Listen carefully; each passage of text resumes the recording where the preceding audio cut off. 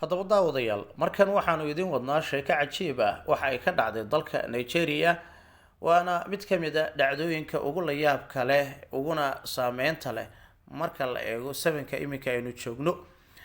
baraha bulshada waxaa si xoogan aad ugu faafaya saacadihii aynu kasoo gudubnay nin la sheegaya in uu nafsadiisa halis u geliyey si kelidiisa mid ka mid a keliyadiisa uu iibiyo isla markaana uu usoo gato telefoonka noociisu yahay iPhone 14 Pro Max kaasi oo la sheegay in uu doonayo in hadiyad ahaan uu u guddoonsiiyo girlfriendtiisa ama jacaylkiisa ama gacalisadiisa hadba sidaad u taqaano haddaba ninkani ayaa waxaa leeyahay waa nin Nigerian ah waa arday waxa wax ka bartaa jaamacadaha weyn ee dalkaasi Nigeria mid ka mid ah waxaana tallaabadan ninkan uu qaaday la sheegayaa in ahayd mid uu ku doonayo in uu ku qanciyo isla markaana ugu muujiyo baaxadda jaceylkiisa gabadha uu jecel yahay ee uu ifka ka eeganayo waana telefoonka iPhone 14 Pro Max dhawaan ayaa xariga laga jaray telefoonkan dalka Hindiya ayaa xariga laga jaray shirkadda iPhone ayaa soo saartay telefoonkan muddo imika laga joogo bil sidaan rajaynayo September ay ahayd bilowgeedii ama bartamaheedii xilligii xariga laga jiray iPhone 14 Pro waana telefoon inta badan jiilka ama da'yarta kala duwan dunida intooda badan ay aad ugu naaloonayeen oo ayna doonayeen in mar ay qaataan waa dadka xiiseeya shirkadda iPhone-ka telefoonada casriga ugu dambeeyay ay soo saareysay aad u soo iibsanaya una hanqaltaagaya dhacdadan ay ahayd midii ugu hadalhaynta badneed ee toddobaadkan ama isbuucan si aad baraha bulshada u gilgisha qaar ka mid ah dadka wax iska weydiiyay arrintan ayaa intooda badan ku tilmaamay arrin nacasnimo ah isla markaana aan mudneen in qof uu halis u geliyo qof uusan weli guursan oo uunan ogeyn in bari ka maalin ay isku dhici karaan khilaaf uu soo dhexgeli karo deetana ay ku kala tegi karaan xidhiidhkoodana uu yahay mid markaasi dhammaan karo xilli walbo maadaama aadana leeyahay waxaana leeyahay dadka qaar ayaa ku tilmaamay tani nacasnimo iyo in uusan jaceylkuba ahayn wax jira ninkani arrinta uu sameeyana ay ku tilmaameen mid nacasnimo ah ama doqonnimo u geysay waana waxyaabaha ugu hadalhaynta badan siiba dadka baraha bulshada si aad uga hadalhaya arrintan intooda badan waxa ay leeyihiin waa maxay dhacdadan weliba dal qaaradda Afrika ka tirsan ee ka dhacday Nigeria ninkani waa arday baa leeyahay waxaana uu qaaday arrin aad iyo aad ugu la yaab badan oo weligeed aanu ka dhicin dunida baa leeyahay jaamacadda uu dhigto waa University of Port Harcourt loo yaqaano Uniport loo soo gaabiyo waxaana leeyahay ninkani waxaa leeyahay kilidaasi uu iibiyey ma caddo cadadka lacagta uu ku iibiyey iyo cidda uu ka iibiyey iyo marka uu telefoonka iPhone-ka soo iibiyey kadib lacagta baaqiga ee uga soo hartay arrintan haddaba dhegeysto ama daawade ma isleedahay waa arrin habboon sideese u aragtaa dhacdadan ma tahay mid lagu dhiiran karo maxaase laga dhaxli karaa caafimaad ahaan waynu ognahay cawaaqib xumada ay qofka u leedahay laakiin jacaylkii ma la is oran karaa waxa uu marayaaba heer kili la isku iibiyo inta badan dalkeen hooye waynu aragnay dhacdooyin kala duwan oo aad ugu soo kordhayay muddooyinka ugu dambeeyay xilliyadii horena dhacdooyin badan oo aynu soo joognay isla markaana goobjoog aynu ku ahayn way jiraan sida in wiil gabar jacayl uu qaba darteed ama dartiis uu isaga nafta isku dhaafiyo ama uu isdilo ama uu isumeeyo ama dabaq uu iska soo tuuro marar badan aynu aragnay sheekooyinka noocan oo kale ah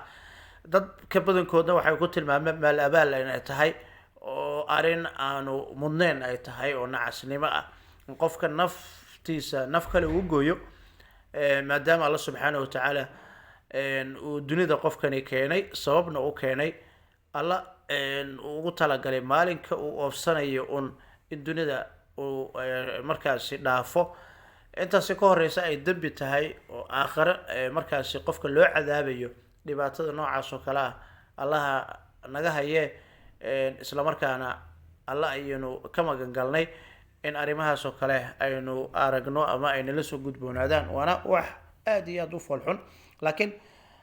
bal jacaylka ma isleedahay waayada dambe inkasta oo la sheegayo in jacaylkii xilligii hore uun xilliyadii berisamaadkii uu ahaa mid si aada loo qadarin jiray,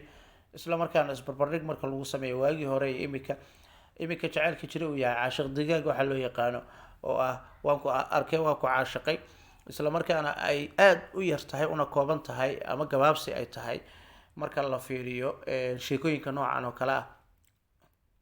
inta badan qof kale jecel in uu isaga dhibaato isu geysto si uu u muujiyo jacaylka qof kale uu qabo. Waynu ognahay qaabab kale oo qofka jacaylkiisa ugu soo bandhigan karo marka laga reebo in qofka uu arrin halis ah ama khatar ah u bareero. Waana wax aada u habboon, laakiin tani ayaa leeyahay waxa ahayd mid ka mid ah waxyaabaha ugu foosha xun uguna la yaabka badan ee caalamka ka dhaco. Bal dad badan ayaa aada uga hamuun qabaa telefoonka iPhone-ka 14-ka. Naftaada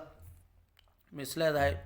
marka isbarbardhig ayaad ku sameyn lahayd oo nafsadaada waxaad ka doorbidi lahayd caafimaadkaaga iyo lixaadkaaga telefoon weliba